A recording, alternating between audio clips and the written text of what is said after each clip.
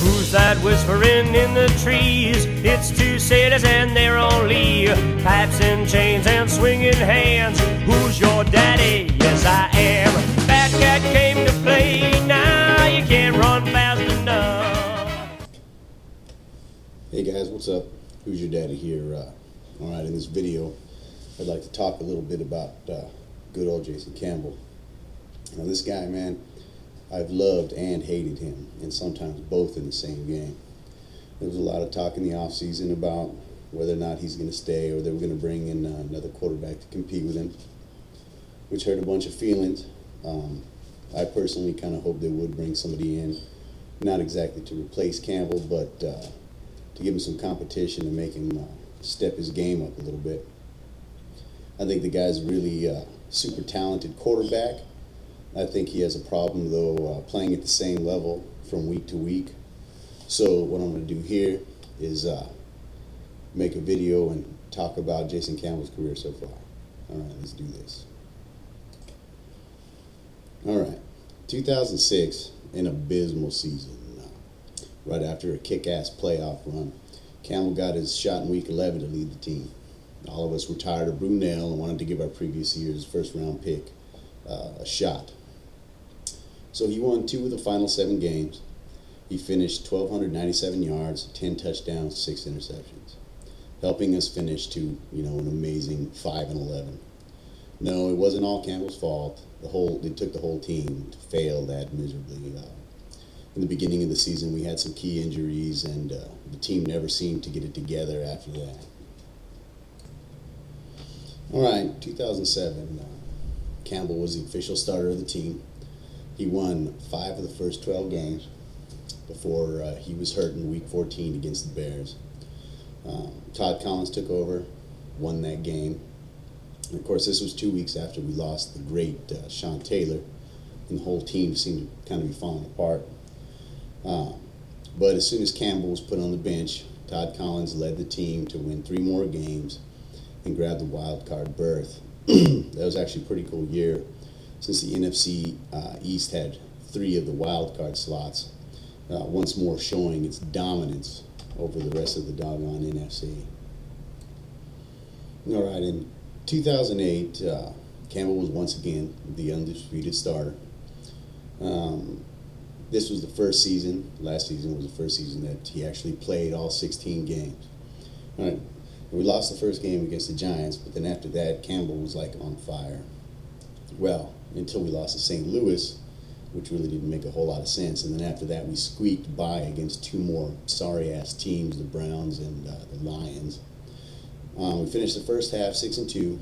Campbell threw for 1,754 yards, 8 touchdowns, no interceptions, was sacked 16 times. This was, everybody was bragging up on Campbell after then. He was the only quarterback to not throw an interception yet. People were really impressed with him. But the second half, however, he only threw for 1,490 yards, 5 touchdowns, 6 interceptions, was sacked 22 times. All right, what happened after week 8? We would only go to win 2 more doggone games. All right, that was pretty sad. The offense just couldn't put points on the board, and this was with the number 4 running back in the NFL, Clinton Portis, running. I've heard some people say that Zorn got a little more conservative with his playing calling. That could have been it, or that people finally had some tape on Zorn so they could actually play against his coaching. But either way, it didn't make any sense how the team just suddenly fell apart. All right. So what's the point? All right. Campbell's still going to be the Redskin starter. That's not going to change. I personally think that he has it in him to win games. I've seen him do it. I've seen him rise above and then make stuff happen. But his real issue is with consistency. I'm hoping that this year that'll change. Our team seems to change quarterbacks and coaches like normal people change their socks. It gets old, really quick, man. I'm really rooting for Campbell. I thought he was a good pick when we got him in the draft, but here we are, 4 years later, and I'm still questioning his ability. He seems to be a pretty smart guy as far as football goes, and the coaches like him. But if you remember, the coaches also really liked Patrick Ramsey, and we all know how that turned out. So, see, our team has been looking for our Joe Montana or our Steve Young, you know, that one guy that's always there, and he's a force to be reckoned with, you know, year after year. And as long as I've watched football, since the late 80s, the Redskins haven't had, you know, that guy. I'm hoping this year, you know, Campbell kicks ass, grabs that big contract, and becomes that guy. You know what I mean? Yeah, this year, my hopes for Campbell were pretty low. And that's until last night against the Patriots. In our third preseason game. I thought, you know, kind of in the beginning he showed some of his inconsistency, but then he made up for it in the end. He ended up throwing for 209 yards and got a running touchdown. He missed a couple of passes that really got to me, like overthrowing Santana Moss when he was wide open for the easy six. But like I said, he did make up for it in the end, and he did so well that the loss didn't actually, you know, piss me off like losses do.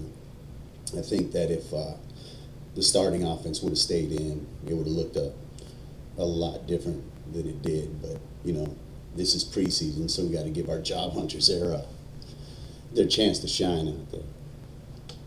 Anyway, guys, that's all I got right now. There was just a little bit of history on Jason Campbell's professional career. Let's hope that this year he gets to play all 16 games, but plays all 16 games like he did the first 8 last year, man. All right, hail to the Redskins.